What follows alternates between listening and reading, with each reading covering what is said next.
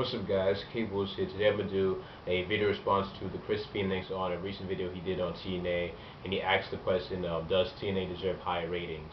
I watched the video, a very good video, and I do agree with you Chris that TNA does deserve higher ratings, because ever since TNA has went live in a new time slot from 8 o'clock, TNA has been a tolerant show, and it's been very enjoyable. You know, the matches have been solid. You know, the storyline between different superstars has been very good, and with the Knockouts division to me has been improving. You know, Brooke Tessmacher, you know, sees the new TNA Knockouts champion. And to me, you know, she deserves it in my opinion. You know, she's worked hard. You know, before she couldn't really wrestle well, but you can see that she's been improving and working hard at training. And to me, you know, I thought it was a good idea because, you know, Gail Kim was champion for a while now. She's pretty much faced everybody. And for somebody new to take the championship, which I think Brooke Tessmacher, you know, be the right person to. And, you know, this overall, you know, like you said, in the Knockouts division compared to WWE, it's 100 times better. I mean, the WWE's Divas division is a joke compared to the Knockouts division for TNA. And that alongside, you know, TNA's tag team division is so much better. But it seems like WWE, you see, they're working with the tag team division. You know, like this overall, yeah, you know, like the matches have been solid, and right now we have the Bound for Glory series. More than likely, you know, James Storms is going to win, and then later on face Bobby Roode. And then you know that Bobby Roode will more than likely face Austin Aries, because the thing is he has to drop the belt, the X Division title, so that he can face for the World Championship. And more than likely Bobby Roode is going to retain, and it should be a still good match. Because Austin Aries, as X Division champion, ever since he's won the belt, he's been doing a phenomenal job as being the X Division champion. And I always did like the X Division, you know, the fast-paced action, and you know the matches that he's had, the Ultimate X challenge they had on the last week's TNA show, very well done.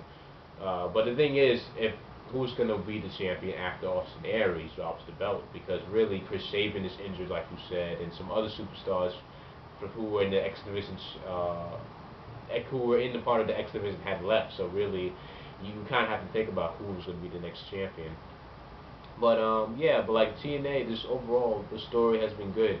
Even though I do agree with you, Chris, the whole thing about AJ Styles and Dixie Carter, to me, that seems like a waste of time. I don't know why. This whole story just seems kind of pointless to me. But you know, the same. Well, who knows? They'll still build up to the tag team feud with him and Kurt Angle facing off with Kaz and Christopher Daniels. But yeah, the tag team division is still doing okay. And recently, with Devon being the Tubbs' champion, that was the best idea for TNA to do.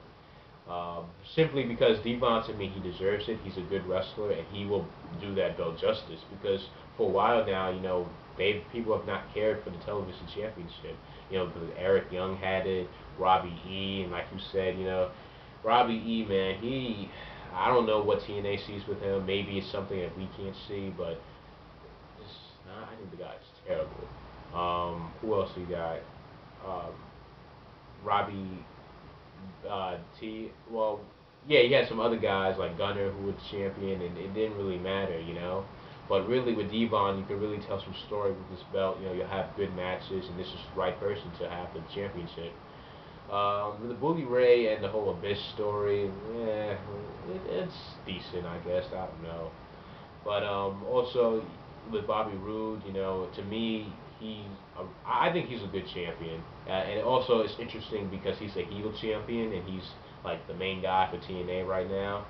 And it's a good way to go for a different direction instead of a babyface champion. Even though he should have had some more wins where they were clean on pay-per-views instead of just like cheating all the time and having legitimate wins. But overall, Bobby Roode's been a pretty good champion in my opinion.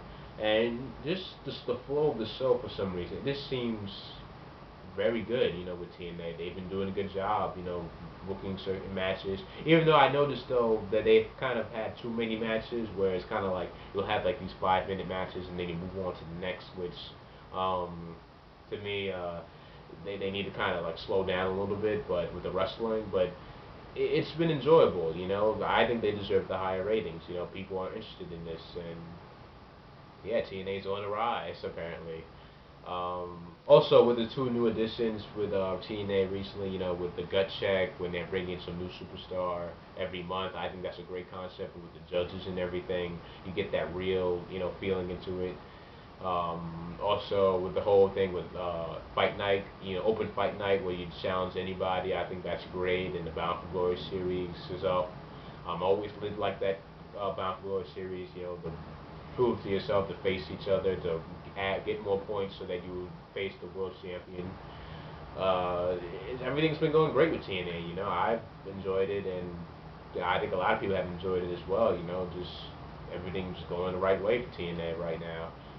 So that's my very response to the Chris Phoenix. I do agree with him. What do you guys think below? I'll put a link to the video and his channel, annotation somewhere. Who knows? Anyways, thank you for watching this video. Please leave your thoughts down below. Don't forget to subscribe and rate this video, and I'll see you guys later. Peace.